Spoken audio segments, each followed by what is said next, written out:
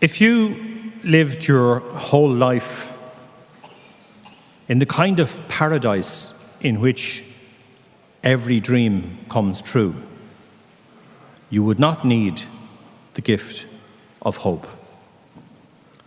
And you would never learn how to become a sign of hope for others.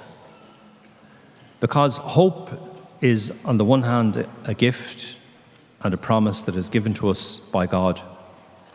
But on the other hand, it is something which has to be fulfilled in the future. So life is not like that.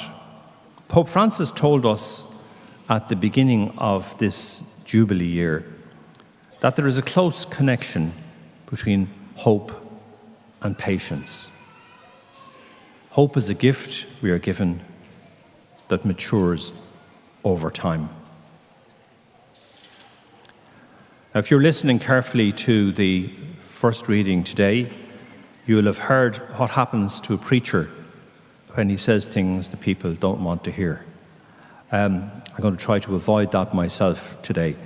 But the first reading tells the story of how the prophet Jeremiah was thrown down a well because people didn't like the message he preached. As it happens, the message he preached was a message of peace in a time of conflict. Jeremiah, at the bottom of the well, didn't lose hope because experience had taught him in his life that God is always faithful, even if his promise is not always fulfilled in the way that we expect. And maybe there's a lesson there for us too, that in times of crisis, we sometimes give up hope because we lose sight of the God who loves us. Every child who is born into the world, wherever he comes from, whoever his parents are, whatever the colour of her skin, carries in his or her heart a promise that is put there by God. As little infants, we don't know the meaning of hope.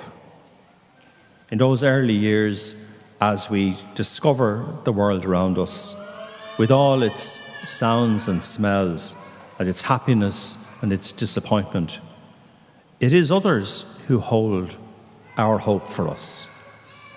Parents, grandparents, older sisters and brothers. It is they who walk with us and help us to discover the promise that lies hidden within us. And so in that special way, family is the first place of accompaniment for a child and for all of us who were once children. Today at Knock Shrine, we celebrate the Family Day. And looking round some of the painted faces, I can see that some of you are here for quite a while this morning. Family means many things, but most of all, I think family is the relationship in which we accompany one another on the path of life and on the journey of faith. Wives and husbands journey together, sharing their insights, their wisdom, and their experience, supporting one another in times of joy and times of struggle. Parents accompany their children, teaching them, affirming them, and sometimes correcting them. And brothers and sisters learn together to share and to live in peace. In a world that needs peace so badly, we need to remember that it is in our families that we first learn patience and peace.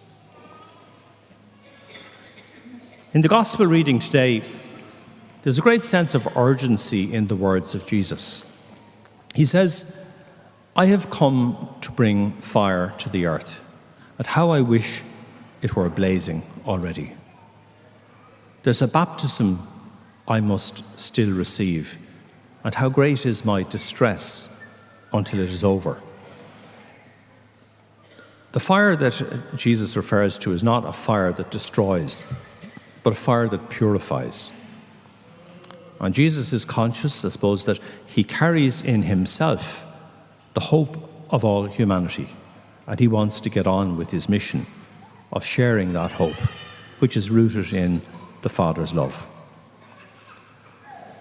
Many of you here are parents or grandparents. Like Jesus, you are carriers of hope and truth. That's your mission. And it's not always an easy mission. The truth that you speak, like the truth Jeremiah spoke, may not always be a comfortable truth. You love your children. You want to give them what they need. You want to give them what they want.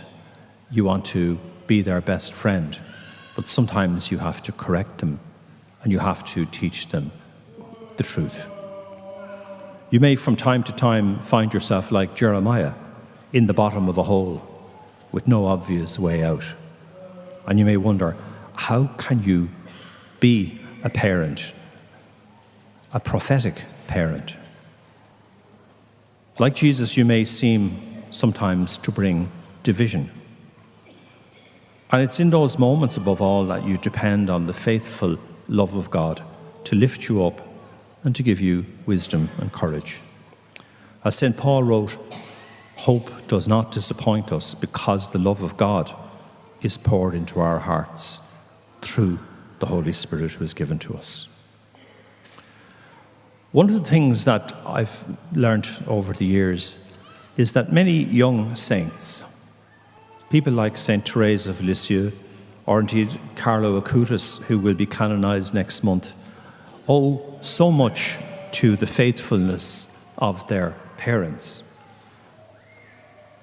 Carlo Acutis, for instance, his parents were not in the beginning particularly gospel greedy, but they made a promise when they brought him for baptism, and they kept that promise. And it was through keeping that promise that they helped Carlo to become the saint that he is. And paradoxically, as he became that saint, he also helped them to grow in holiness. So parents and indeed priests and teachers, even if we feel far from perfect, must find our own hope in the faithful love of God, which is never taken back. It's often as you struggle to respond to the questions and concerns of young people that you will discover a new depth in your own faith, because the questions are honest and we need to just address them honestly. These are not easy times in the world, when so many are homeless and hungry, and when peace seems to be beyond our grasp. But as Pope Francis wrote in preparing for this Jubilee year, we need to recognize the immense goodness present in our world, lest we be tempted to think ourselves overwhelmed by evil and violence. Dear brothers and sisters, there's a huge amount of goodness in our world. In our second reading today, St. Paul talks about how we are surrounded by a great cloud of witnesses. And what he's referring to here is how we are strengthened, not only by the witness of the saints, but also by the faithful women and men who live around us and who have gone before us, our own parents and neighbours.